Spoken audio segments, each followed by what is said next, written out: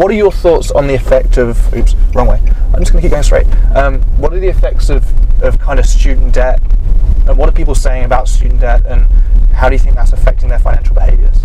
Student debt can be beautiful, can be amazing. It's debt worth having, and is paying towards your education, towards changing your life. But at the same time, there's the disconnection with what they are actually seeing that a college degree gets you these days, and it's the disillusionment that makes them question: was this worth it? Is it worth it, or do we have a choice? Even, or do we get a say? One of the big things I took away from what I read was the Occupy student debt movement from 2014, right? It was a really fascinating thing, and I don't know if you could elaborate on that. That can be good, and you can use it to achieve your goals, but that can also destroy you, can destroy your dreams, and that happens. And suddenly it's let's talk about this other side of debt, about debt, putting this burden and then not delivering all these dreams that we were promised, that we were expecting. It's very sad. So I feel a lot of empathy for a generation that seems very misunderstood in the entitlement. Ignacio and I found nothing that would support that, except that manifest behavior is asking how to be successful and chronically asking. They ask a lot of questions. Millennials ask a lot of questions. How do I do this? How do I do this better?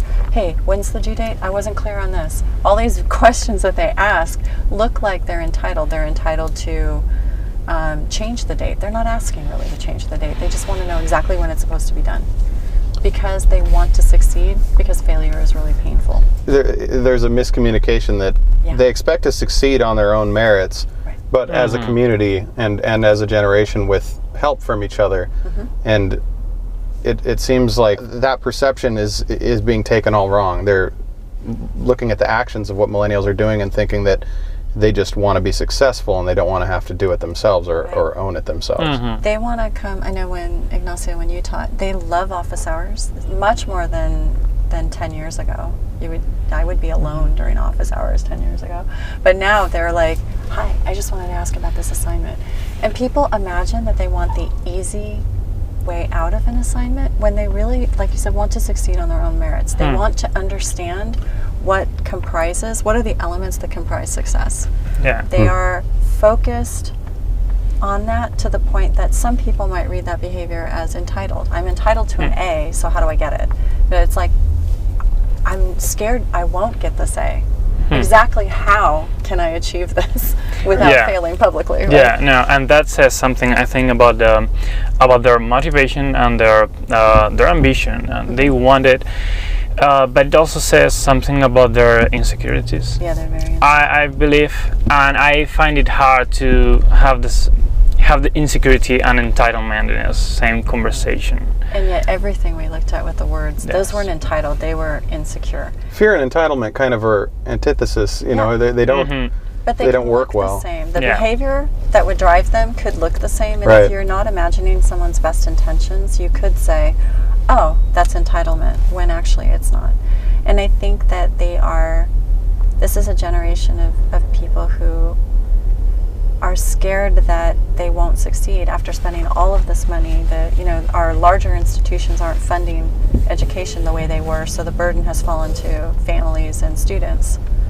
And they need to get the most out of this experience so that they can maximize the potential on the back end, which is not given.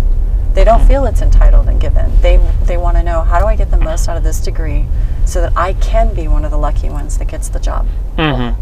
How do you feel that the recession coming right before your current students, they probably watched their parents go through some devastating times? Do you feel like millennials right now are maybe taking bigger risks on education because they want that? They want to do whatever they can to get the job, or do you feel like the fear of what they saw is what's kind of causing all this anxiety with debt, combined with the fact that more are going to college than ever so that they can get that job?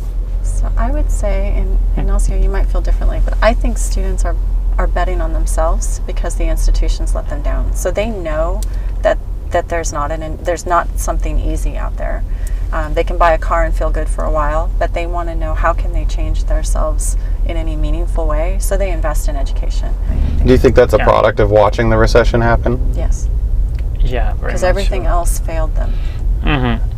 Even their parents, right? Because some of their parents made choices that ended up really negatively impacting the family, and so there's a set of students out there saying, I think it's on me. You know, as you talked about institution and everything else, and the institution failed, and even parents failed. You know, one of the things I've kind of been wrestling with is, you know, we in this car know about credit unions, but outside of this, you know, is there a big knowledge of what the credit union system and industry does? And if not, just because credit unions are financial institutions, do you think this next generation still consider them part of the institution and don't understand that differentiator?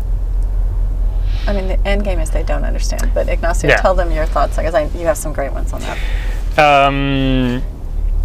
No, I think that's a great question, and they are part of the institutions. I think this all boils down to not seeing the differences and not seeing how credit unions are different, and all institutions form part of the big picture that makes them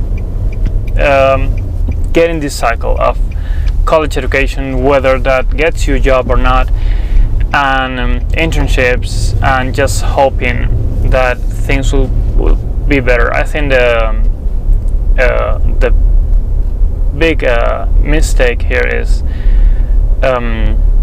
not realizing the difference. And I think they have all this question about, they don't really understand debt, they don't really understand finance, even though they're one of the best educated groups we have. They don't have confidence in this knowledge. So I think that if they understood the difference, that credit unions are peer-to-peer, they're member-to-member, they're non-exploitive, that the best answers for you will come from a set of people, an institution that doesn't have anything to gain by your loss. Like that, if they knew that, if they knew the message, the name, I think, impedes them a little. Credit is something they really don't like, and union is something they don't understand, because they never lived through unions.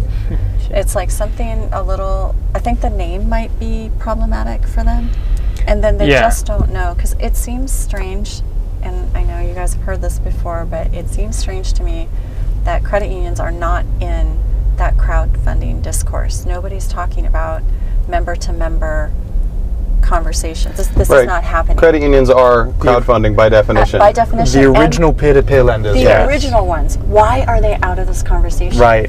And millennials trust peer-to-peer stuff. They trust Uber, they trust Lyft. What they really want to do is trust some financial institution that has that kind of makeup. But they don't know that it's out there. Well, look at things like SoFi, right? And in California, it's essentially, that's what they did. It was a group of graduate students that got together, right, and lended student loans. So as we start wrapping up, because we're literally like a block away from the hotel, if either of you had one insight you could give to credit unions even young adults in credit unions that they could take away from the most recent research you've done, what would it be? What would be kind of your big insight or big takeaway for credit unions? So my big insight would be to try to get their message and their mission across to a generation that would be eager to hear it. I think that the opportunity to be a trusted partner is theirs to lose, and they need to get themselves into the discourse that they understand. This is a group that loves peer-to-peer, they trust peer-to-peer, they trust that form of institution that's decentralized. This is absolutely their game. And so I think credit unions need to get their message out. I think one key takeaway is something that I learned, and I'm a marketer at heart, is kind of my thing, and we're trying to market in credit unions, is we're supposed to solve problems, satisfy needs. And I know this report was painting a green picture sometime, but that's actually good news when you're trying to solve problems. There's little to be done when everything is fine, and they are maybe not in credit unions, but they are fine. Thing is, they are not. They are worried. They have concerns. They have problems that need to be addressed. I think that's an opportunity. I see that very much as an opportunity rather than a problem. And I think they have a ready solution. Mm-hmm. You know, this is what you've been working on: financial education for members, getting them to understand what responsible decision making looks like in their lives with regard to finance. That's what credit unions have been doing all along. Peer-to-peer lending, responsible financial literacy, those are things they know. So I think getting that mission in front of a set of people who need that would be a solution, would be fantastic. I don't know if we want to talk about this, but the idea of this mindfulness and living in the moment, I think that's an important thing that came out from the research, that Yes. they're so scared about The tomorrow. fear of missing out, and talk about that definitely. Yeah, because we've been talking about how they maybe they don't see the difference between banks and credit unions. Maybe they don't think it's an important difference, and they are, as Hope said, they are a very, very educated generation and very motivated, very driven. But this is when they choose a financial institution, that's just not a decision that they are mindful about.